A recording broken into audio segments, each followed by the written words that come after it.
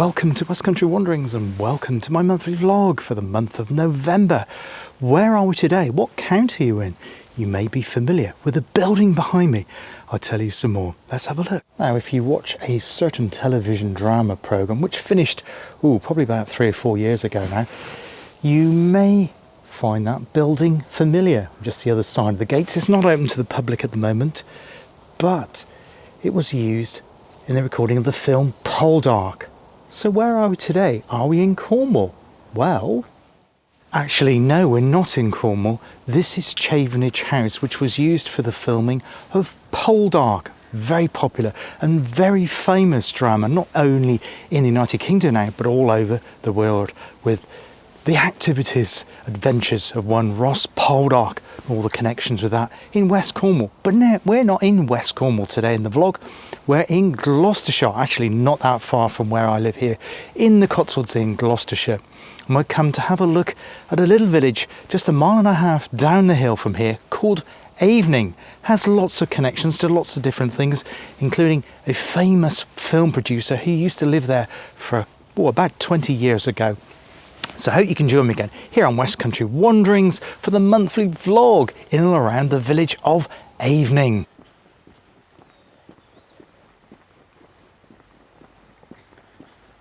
Well, welcome to the village of Avening. Just parked my car up, and just as I was walking here to the side of the churchyard, I noticed that in the old rectory, the present day owners of that have got themselves a steam loco right in their garden. Wonderful there, by a stream. It's a nameless stream that runs through the village here. It's a tributary of the River Frome. If you're familiar with my Stroudwater Canal, Stroudwater series, you'll know all about that river, and it trickles into it not that far away from here, but for some reason it doesn't seem to have a name, but it seems to wind and meander its way through the beautiful Cotswold gardens around this village. So yes, Avening, where are we today? We're definitely not in Cornwall today. Usually this time of year I don't tend to travel so far from home because you've got a lot less light. It's now 10:30 on a Sunday morning, for example. It'll be dark by about 3:30, 4 o'clock in terms of filming is concerned for light levels. So I don't have a lot of time to spend filming, so there's a lot less time for travelling. So hence why I'm closer to home. Where are we? We're close to both the Cotswold towns of Tetbury. Well, you'll be familiar with that because that is where the former Prince Charles, now King Charles, lives, Highgrove House. And we're also close to the town of Nailsworth. We're kind of sat in between the two, deep tucked in a Cotswold valley here. We're also very close to where Princess Anne lives as well, Gatcombe Park. Gatcombe Park Estate actually borders the parish of Avening, just on the eastern side of the village there, and she has a huge lake there in Gatcombe Park, but obviously you can't get into it, though there are a couple of footpaths that do crisscross it. Although unfortunately, because we've had so much rain over November, it's too wet to get out and about and film there, so I'll just be sticking to the paths in and around Avening today, but that's not a problem because it's a beautiful village.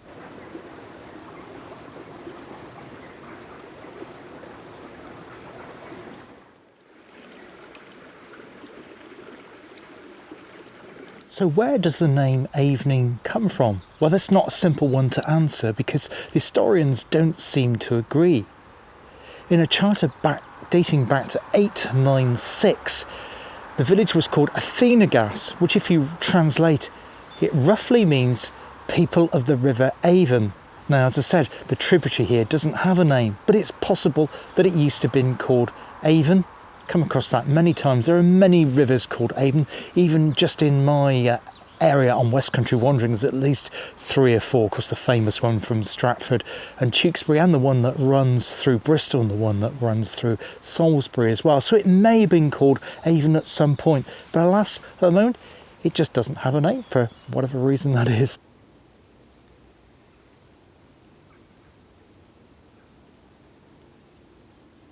There is only one other Avening in existence that I'm aware of, and that is in Ontario in Canada, and that was named after this village here because of a gentleman called Frederick Thornbury, who set up a sawmill in Canada and named his new native village Avening. after the one here in Gloucestershire. So I've just come under this tree to give me a little bit of shelter out of the, well, it's fine rain. It's a bit like Cornish nizzle, although we're in Gloucestershire and the Cotswolds at the moment, but that's what I'm familiar with when I used to live in Cornwall. It's that very fine gritty rain, which is kind of neither here nor there. It's not chucking it down, but it just kind of gets into everything and it just has that damp feel. But I guess that's what we need to expect this time of the year in terms of November. October and November, though, unfortunately have been very, very wet months, which has meant that it has been challenging bringing content on the screen. But nonetheless, I managed to produce 14 videos for the month of November. The month's not quite over yet, but we've got some more rain coming, so I thought heavier rain, so I thought I'd come out on this Sunday morning and just show you around here in Avening. The first video that landed was the monthly vlog for October, and that's when I went over to the town of Highworth and had a top comment on that. Yes, the comment was from Alice Goss, who runs her own travel channel, well, 2 channels in fact, one around her explorations of different European cities, another one looking at different aspects of transport in terms of planes and trains and ferries, all those sort of things as well. Great comment, Alice, thank you very much. She put cannonballs in church walls and in Fleming in one video. Just like yourself, this is the reason I travel, as you never know what will be discovered or where. Indeed, thank you very much for that great comment, Alice, and that's so true. Although I don't explore in such a bigger, wider area that like you do yourself, even in the confines of the West Country region, which is still a fairly large region to cover, there is still so much. I'm always finding new things. And in fact, I've never been to Avening before. I live only a few miles away from here. I have driven through the village, but I've never parked up, stopped and had an explore, or indeed learnt more about it. So you never know what you're going to find, including that fabulous little loco sat in the old rectory garden there.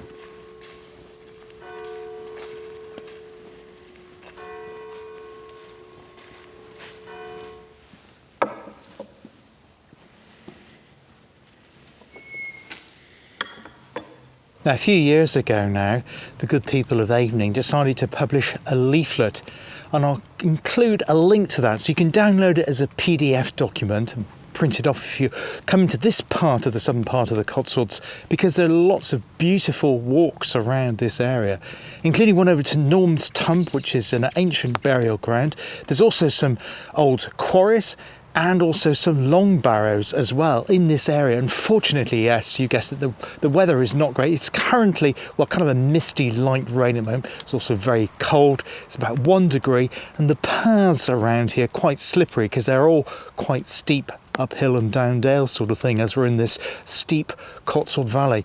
But nonetheless, it's still a very, very beautiful place, so that's why I'm still delighted to be able to bring you the monthly vlog from Avening today. But yeah, wonderful colours here. We've got the autumnal colours here just on the edge of the churchyard. There's an old farm at the footpath. You can go up that way as well. But yeah, there's footpaths that completely crisscross right over this very charming Cotswold village.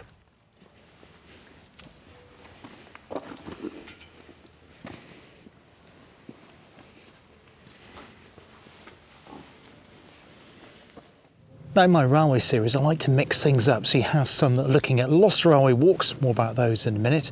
One's looking at new stations, and also one's looking at heritage line. And I popped down to the Avon Valley Railway, which just lies between the cities of Bristol and Bath in the county of South Gloucestershire, for my 3rd visit there on a Saturday when they had a loco in action. I was filming that. Has a very, very busy cycle path there though, so yeah, be careful of that if you're filming around there, because it does get a little bit busy. But I had a great comment on that from Jess's Grand Day Out, and he lives not that far away in that kind of general area. So the Avon Valley Railway is within walking distance of Jesse. That's really fortunate. I'd love that, to have a heritage line just within walking distance of where I live. Great comment. I adore the Avon Valley Railway. It's walking distance for me, so a place I visit most weekends. Very good. This engine that I showed, I can't remember the number of it, I'll put it in below, is lovely. and is one of the ones that I use most weekends. But my favourite is the Fry's engine, and they normally run this at Easter time. Now I'd love to see that Fry's engine. I believe it's like a purpley colour, and it was used at the Fry's factory nearby at, I think it's called Somerton. Anyway, it's near Keynsham, that general area. There might have been two factories. One of them was later taken over by Cadbury's, although that's now also since closed, and I believe it's been converted into apartments. I digress. Thank you very much for your comment, Jesse. And yes, I'd love to be able to see that Fry's loco. If I get a chance, I will bring it to you here on West Country Wanderings.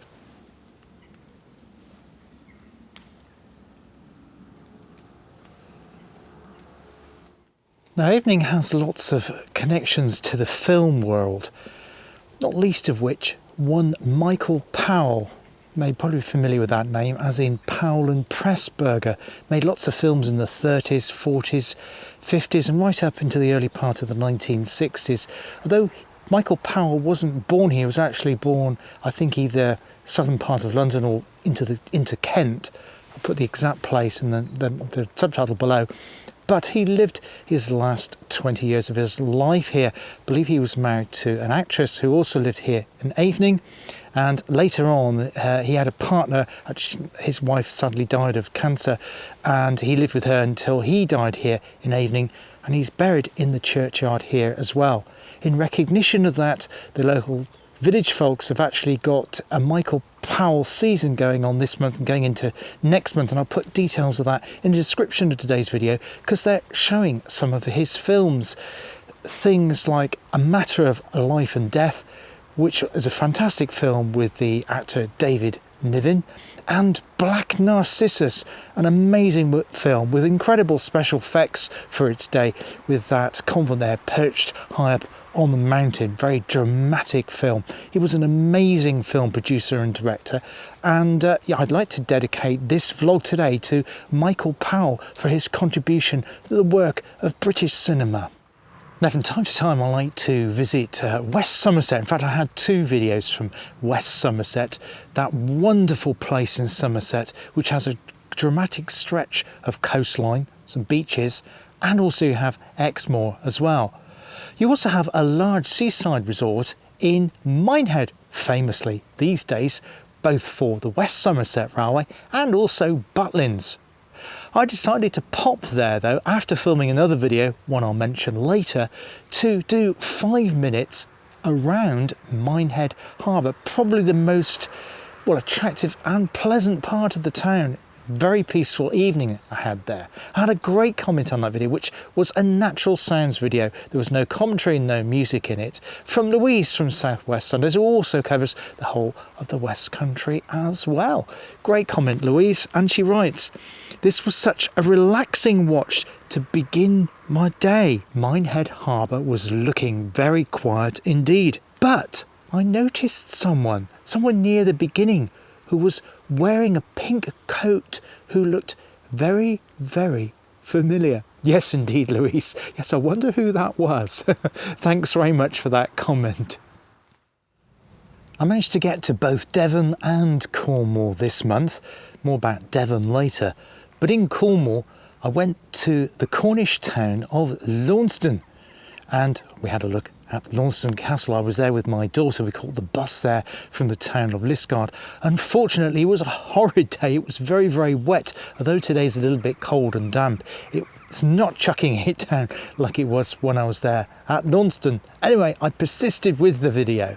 And, sorry, there's some sheep just behind me there, just distracting me. I'm not sure what sheep they are. They're sort of a grey-white colours. If I can get a shot of them, I'll include it. But yeah, sorry, I was taken with that. So yeah, I filmed around Launceston Castle there. Great comment from Lionel and Mary Travels.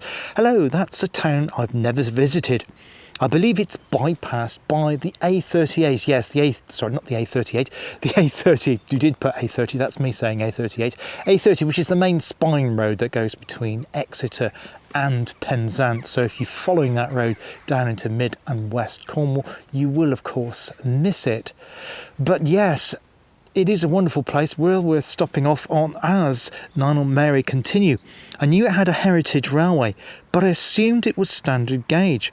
The castle looks really interesting. Yes, thank you very much, Lionel Mary. I'll put a link in to their YouTube channel as well. I think they live in kind of Andover, Hampshire way, do lots of videos from around that part of the world and other places as well. So thanks very much for that, Lionel Mary. And yes, I can highly recommend Launceston Castle. Launceston does indeed, as Lionel put there, tend to get overlooked because it is just kind of whiz past and you miss it. You can't really see the town at all from the A30, but it is well worth stopping off. And the castle, particularly the views from the castle, unfortunately I didn't have a great day to get stunning views. You will be able to see right into both Bodmin Moor and Dartmoor.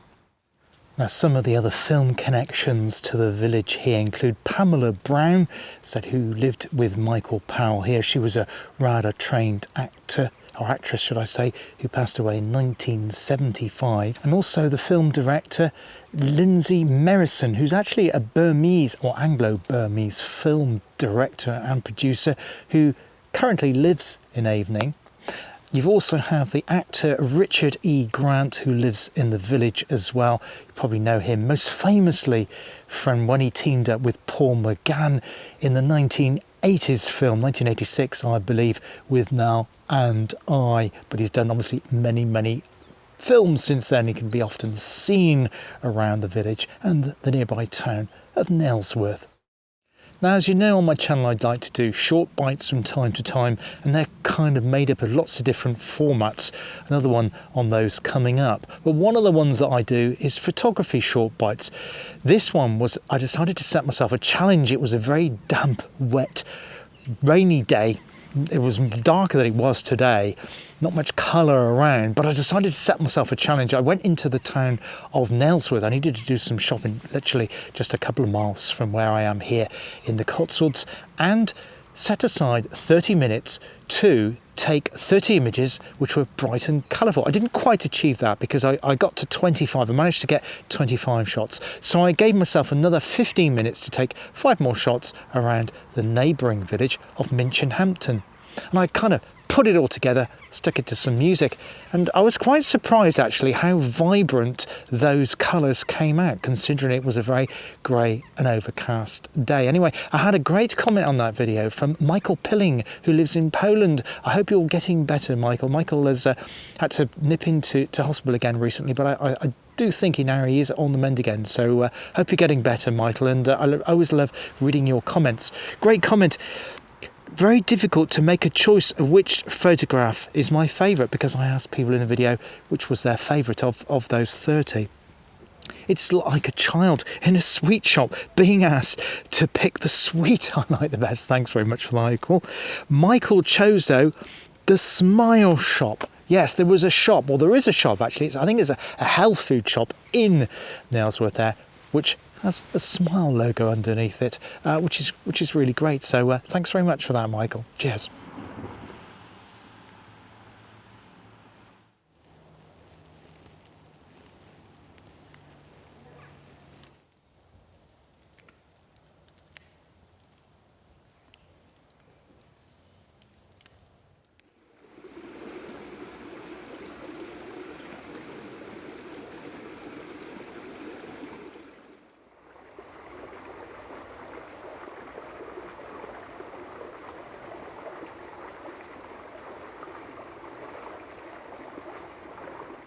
Following on from my Minehead short bite, I then popped over to Dunster Beach to do a collab with fellow YouTuber Louise from Southwest Sundays.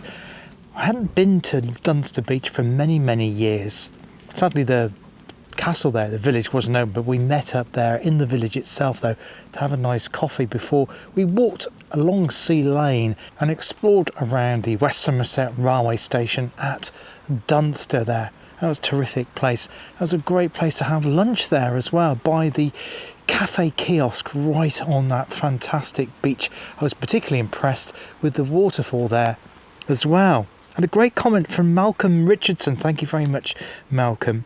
And he writes, Sea Lane looks a delightful approach to Dunster Beach. Well, yes, it does. It is a terrific place to explore that expanse of sea in that area there. It's really tremendous place. So thanks very much for that, Malcolm. Lovely water cascade Does it flow throughout the summer period? Well, I don't know. I don't think that it does. I think because we'd had so much rain. I filmed it the early part of this month in November, and because we had so much rain throughout October as well. That's why I had that huge cascade there, and it is part of the flood defence system around the village of Dunster. The other thing to note is that in the video I correctly or incorrectly replied to Louise because she asked me what the name of the stream was, little stream. Now on my OS map it is in March, so I said, well, I don't think it has a name, or it's not known. Actually, that's not correct. Another gentleman called Sean Spencer, thank you very much, Sean, who lives in and around Exmoor area, said it is the River Avill, Avill, and it is also the place where the lyrics for the hymn All Things Bright and Beautiful got their inspiration from. So that's an amazing fact there. Thank you very much for that correction, and brilliant comment as well, Sean, and thank you, Malcolm, too.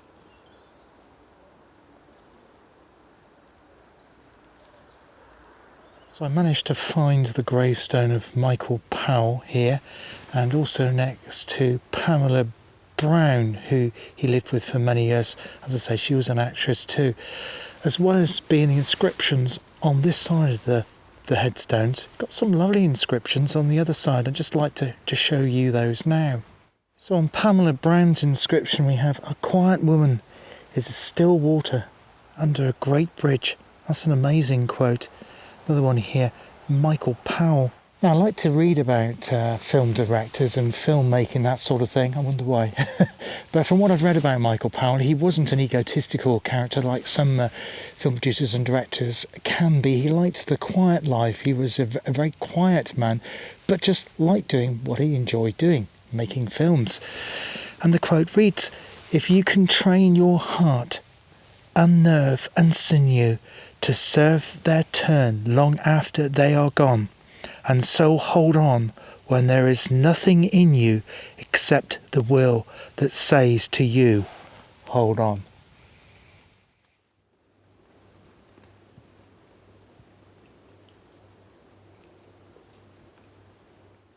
The Lost Railway Walk series, which have proven to be really popular on the channel, started off the beginning part of this year with a Christmas present from my daughter with a book, Colin's book called Lost Railway Walks. Been exploring those. The next video though wasn't one from that particular book. It was actually trying to remember what my memories were of my course that I attended at RAF Hereford back in the 1980s. And in that video I described that I remembered guarding a railway platform and some carriages which had been used for testing by the SOS. Well, actually, like terrorism on carriages, that sort of thing. And I tried to revisit as much as I could of that, and also tell you about the former railway line and trackpad in that area. Oh boy, did I have a fantastic comment on that video. Read that to you now. And it comes from a gentleman called Philip Panker, who I do believe lives in and around the Herefordshire area. And it's about a halt that I mentioned briefly because there's virtually nothing on it on the internet, but Philip provides some brilliant more information about it. The halt was called Westmoor Flag, and Philip goes on to say Westmoor was a flag station built for the convenience of the Davenports, owners of the nearby Foxley estate, whose land the station stands on, and they still live there. A flag had to be shown. I don't know what sort of flag. Did it have to have a particular design on it? I'd love to know that. Was it just a white flag? Had to be shown if the train was required to stop. So it's not, we're used to request stops these days. You stick your hand out to get the train to stop. There's numerous ones of those on the branch lines of Devon and Cornwall. But this one is a flag halt. The building is unchanged. Oh, brilliant. So the building there, Westmoor Flag, is still there in existence. And it was still occupied in 2007. Oh, that's terrific. Thank you very much for that, Philip. And the additional background information to the wonderful and mysterious Westmoor Flag station. Usually on the channel I like to film in quiet rural areas, well, mainly because they're much easier to film in. Also because I have autism, I find crowded places a bit more of a challenge with interaction of people around me. However, for some time now, well, since it opened, I wanted to visit the new museum, or rather the revamped museum in Plymouth. It was originally, well, just called Plymouth Museum. I think it was Plymouth Museum and Art Galleries. They're just outside of the city centre, and it's now been rebranded as The Box. Well, I nipped in there and had a great tour because, well, for one thing, it keeps the archives of all the media around the various ITV franchise holders in the southwest region, as well as for the BBC Spotlight ones. They also had a fantastic collection of cameras, equipment for TV production, from radio, from cinema, but also the art galleries are still there as well. Cross-representation of lots of art right across of the West Country area, including Barbara Hepworth's, some of her sculptures from St Ives as well. I had a top comment on that video from Anita, who runs a YouTube channel called Oma Far Away. What an amazing museum! How far the development of media has come. I had a children's Super 8 film transferred to DVD a few years ago. Yes, formats are always changing, aren't they? So we've gone from the days when we had analog film, put it into cameras, have like Super 8 cine film. Some people go afford the 16mm film, and of course cinema film was shot in 35mm film. And then we've gone from storage where we had VHS, we would buy, if we had our favourite cinema film, we could purchase it on a VHS tape. That's now obsolete, gone to DVD and Blu-ray, and now everybody watches films in their homes over the internet. So things are just constantly changing. I wonder what the next one will be. Had a couple of canal series content during the month as well, and one was a return to the Wilts and Berks Canal, which runs from Wiltshire right across to Oxfordshire. Just as an aside, if you're wondering why it's called Berks, it's because originally Abingdon and that part of the canal lied in Berkshire, but due to boundary changes in 1974, it's now in Oxfordshire, but they've stayed with the name Wilts and Berks for the canal, because that of course is what the canal was originally called. So I went to the town of Wantage, which lies in Oxfordshire, used to be in Berkshire, which had a small arm about a mile long off the main line of the canal. It's on to Avening upon Thames, where it enters the River Thames, serving the town of Wantage. It was to provide coal into the town and to take out goods from the local mills in and around the Wantage area. And a fantastic wharfside building there, and the original wharf house where the wharfinger, which is a gentleman, or man, or lady should I say, almost certainly would, in those days it would have been a gentleman that looked after the wharf and took care of all the duties that need to be paid and general maintenance of the wharf side itself. Had a great comment on that, exploring that video from Malcolm Richardson. Wantage is a delightful town, though I've only visited it once. Nice to see the eastern section of the Wilts and Berks getting some restoration. Yes, because a lot of it's happening, thank you Malcolm for a great comment, a lot of it seems to be happening in and around the towns of Chippenham and Swindon, but of course you've got so much of it more that happens in the eastern section as well. And I will continue doing another section of the Wilts and Berks. Probably next time it'll be looking at the North Wilts Canal, which was its link to the Thames and Severn. Now the church next to me here in Avening is called Church of the Holy Cross, and it's Grade 1 listed. It was actually built in the 11th century. Incredibly, it was commissioned by Queen Matilda of Flanders, who was the wife of William the Conqueror. Yes, that name always keeps cropping up here on West Country Wanderings, doesn't it? It seems to have so many connections to right across the Cotswolds and other areas that we cover here on the channel.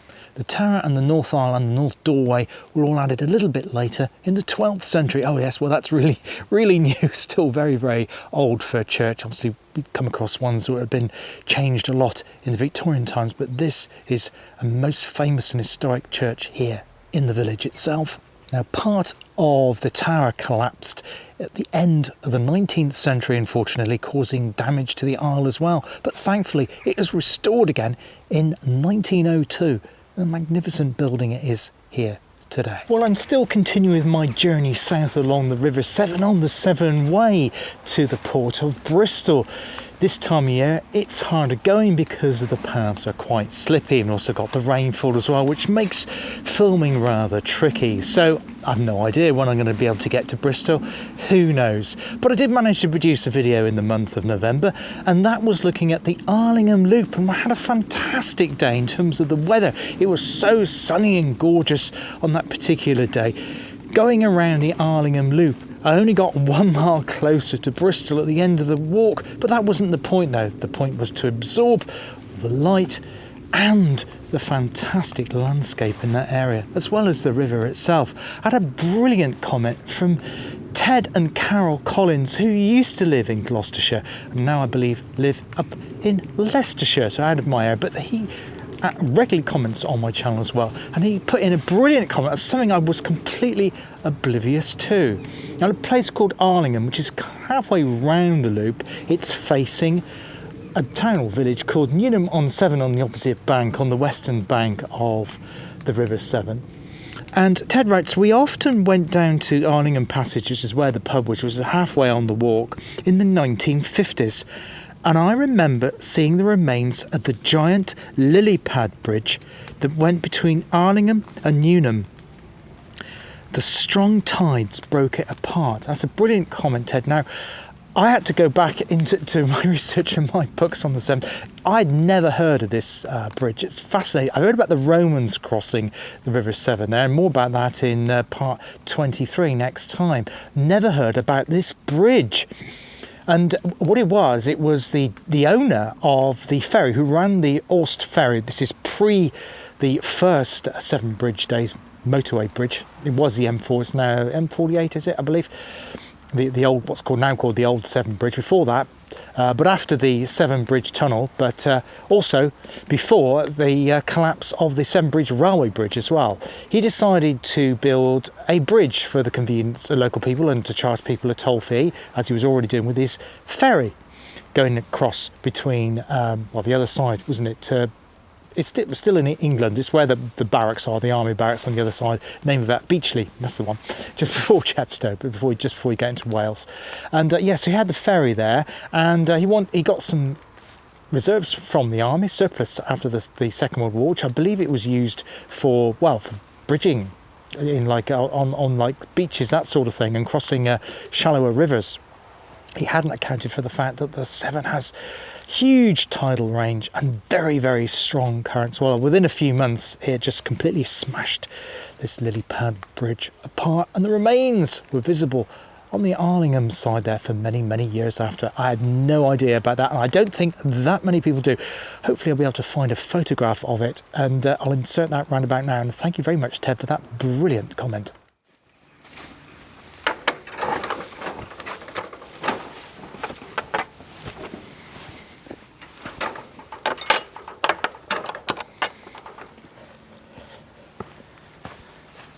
Now, another YouTuber called Solitary Rambler recently commented on one of my videos. He grew up around the town of Chepstow in Wales, and also the Forest of Dean. And recently I did a Lost Railway walks in the Forest of Dean as well, looking at the remains of the mineral loop that was built to serve the coal mines around Cinderford. He put a fantastic comment onto that video. Congratulations on your 400th video. Yes, it was. So now I think I'm on 403. This might be the 404th. So I can't believe I've done 400 videos since I started some 2.5 years ago. So thanks for that. He went on to write, I really enjoyed watching this, as the Forest of Dean is my favourite place. It's certainly one of mine as well. There's so many things to explore in that area, and we will be back there again. I remember going to Moseley Green Tunnel 20 years ago. It wasn't easy to reach then. No, thanks for that. I've really struggled with that because of all the trees that have fallen down. I thank you for the Solitary Rambler's comment, and I'll put a link to his brilliant YouTube channel. He does lots of walks all around, used to do them around the Forest of Dean, and now I believe he's moved up to around the Peak District, so he does them from that area now. Put a link into his YouTube channel, worth checking out. Thanks very much. I started a new series, kind of a sub-series of my canal series this month, and that's called Secrets of the Stroud Water There'll be another one called Secrets of the Thames and Severn Canal coming up in the new year as well. Part 1 of this brand new series looked at the Kemet Canal, a very little known canal in terms of canal history, but also one that is of strategic importance in terms of innovation and technology and how we live our lives today, because it was because of that pretty much we now have containerisation of moving goods all around the globe. And I had a great comment to add on to that from Kathy. Hi Kathy, thanks very much for your comment. She writes, James Brinley designed the Starvinationer box boot, 4 wooden boxes filled with coal in 1766. A few years after John Kemet. Yes, it was. So everybody praises James Brinley and in terms of canal innovation, but John Kemet was there before, a good 15 years in terms of the Act of Parliament that was passed to build the Kemet Canal.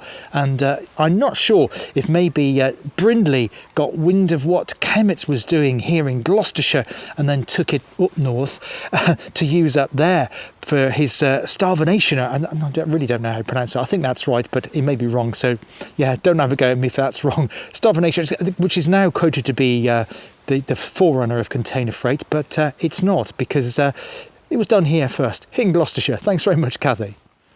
Last month I went to Whitley Court in northern part of Worcestershire near the town of Stourport upon Severn.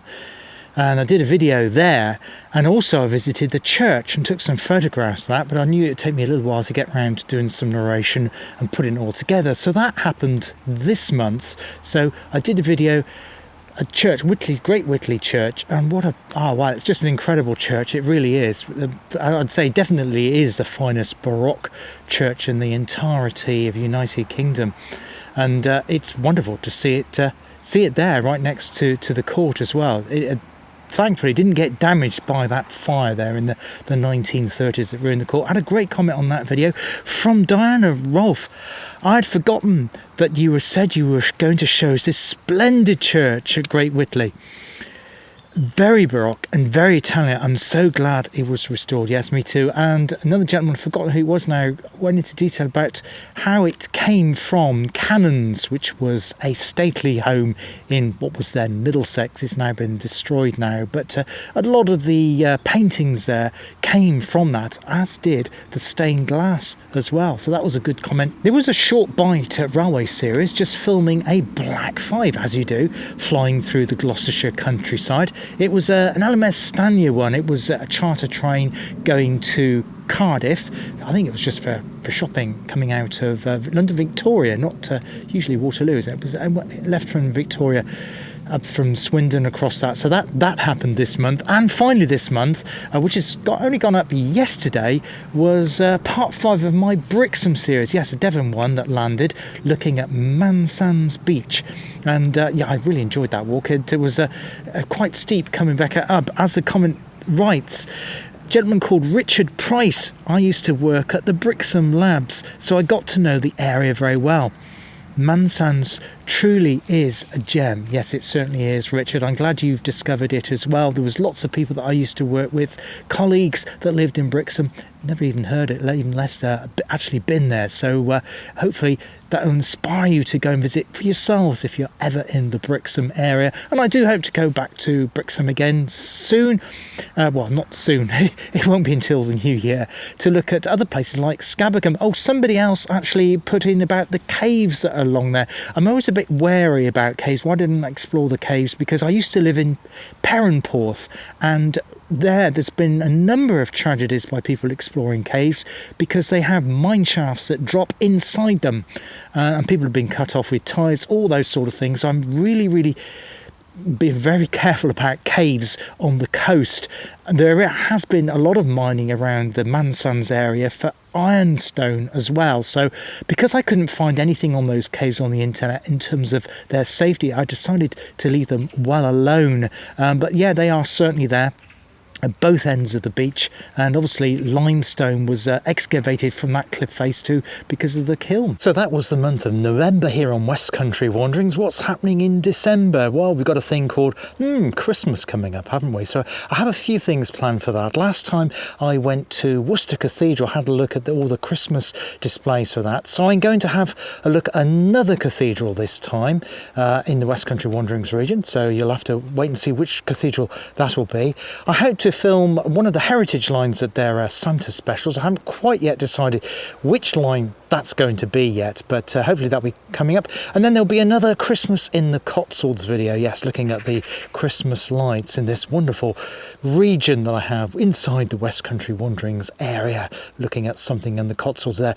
Hopefully, well, maybe that there might be something on the Severn Way as well, because the next stretch is following a towpath, so it's a little bit easier underfoot. So may be able to get down to Sharpness before the year is out, if not Bristol itself. They're very unlikely to be Bristol, but maybe get down to Sharpness following that.